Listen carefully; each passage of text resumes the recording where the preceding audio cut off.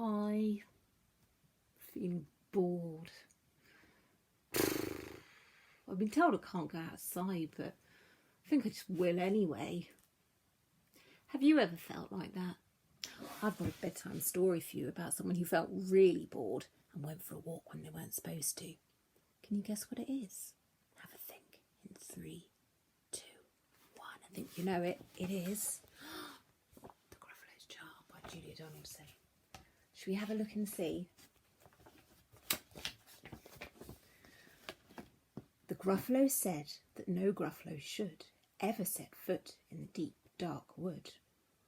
Why not? Why not? Because if you do, the big bad mouse will be after you. I met him once, said the Gruffalo. I met him a long, long time ago.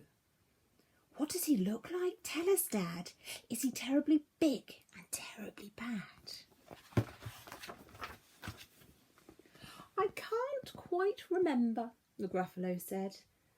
Then he thought for a minute and scratched his head.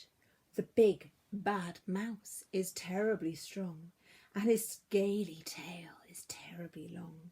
His eyes like pools of terrible fire, and his terrible whiskers are tougher than wire.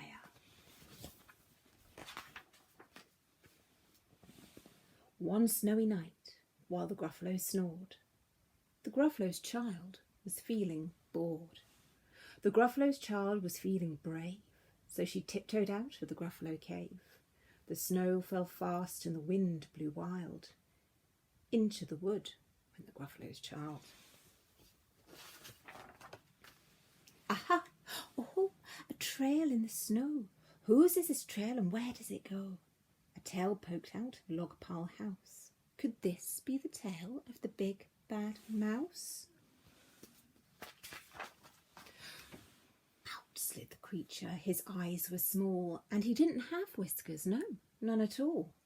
You're not the mouse. Not I, said the snake. He's down by the lake, eating Gruffalo cake. The snow fell fast and the wind blew wild. I'm not scared, said the Gruffalo's child. Aha! Oh, marks in the snow. Whose are these claw marks? Where do they go? 2 eyes gleamed out of a treetop house.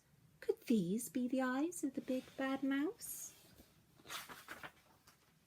Down flew the creature. His tail was short, and he didn't have whiskers of any sort. You're not the mouse. Oh, not I, but he's somewhere nearby, eating Gruffalo pie. The snow fell fast, and the wind blew wild. I'm not scared, said the Gruffalo's child. Aha! Oh, tracks in the snow. Whose is this track and where does it go? Whiskers at last, an underground house. Could this be the home of the big bad mouse?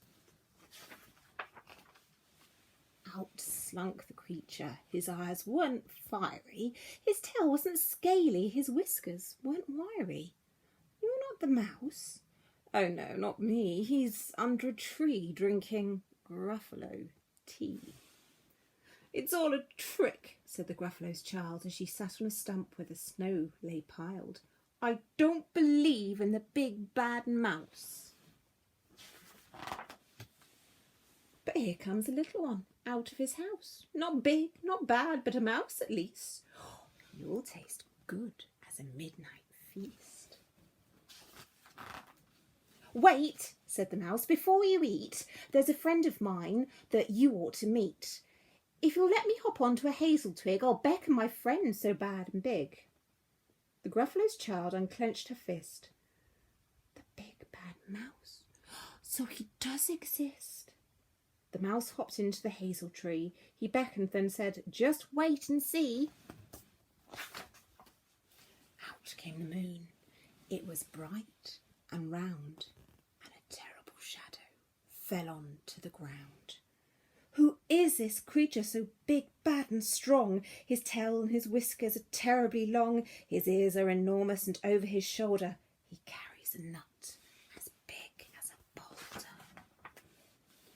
The big bad mouse, yelled the Gruffalo's child. The mouse jumped down from the twig and smiled. Aha, oh, prints in the snow. Whose are these footprints and where do they go? The footprints led to the Grufallo cave, where the Gruffalo's child was a bit less brave. The Gruffalo's child was a bit less bored.